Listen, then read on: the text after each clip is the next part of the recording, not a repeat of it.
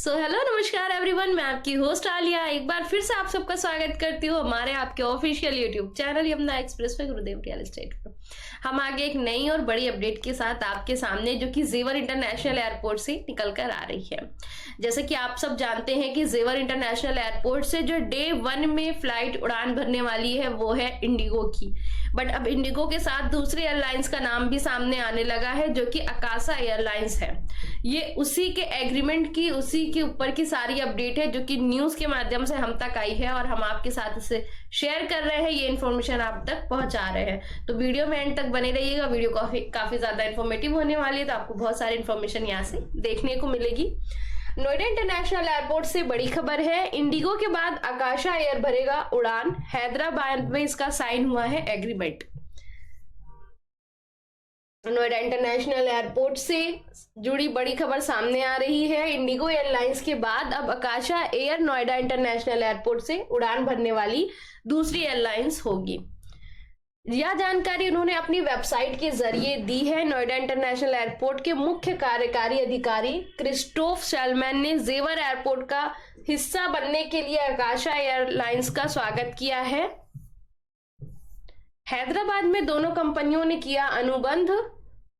जानकारी के अनुसार इंडिगो कॉमर्शियल सेवाओं के लिए राष्ट्रीय राजधानी के पास स्थित ग्रीनफील्ड हवाई अड्डे के साथ जुड़ने की घोषणा करने वाली पहली एयरलाइंस थी। शुक्रवार को उद्योग कार्यक्रम विंग्स 2024 के मौके पर हैदराबाद में आकाशा एयर और नोएडा अंतर्राष्ट्रीय हवाई अड्डे के बीच एक समझौते पर साइन किया गया है। सबसे तेजी से बढ़ती एयरलाइंसों में से एक है, क्रिस्टोफ ने बताया।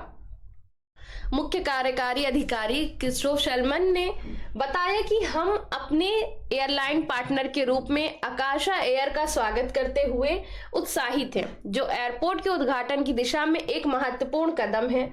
उन्होंने कहा कि यह साझेदारी दिल्ली एनसीआर और पश्चिमी उत्तर प्रदेश में हवाई कनेक्टिविटी को मजबूत करने में महत्वपूर्ण भूमिका निभाएगी।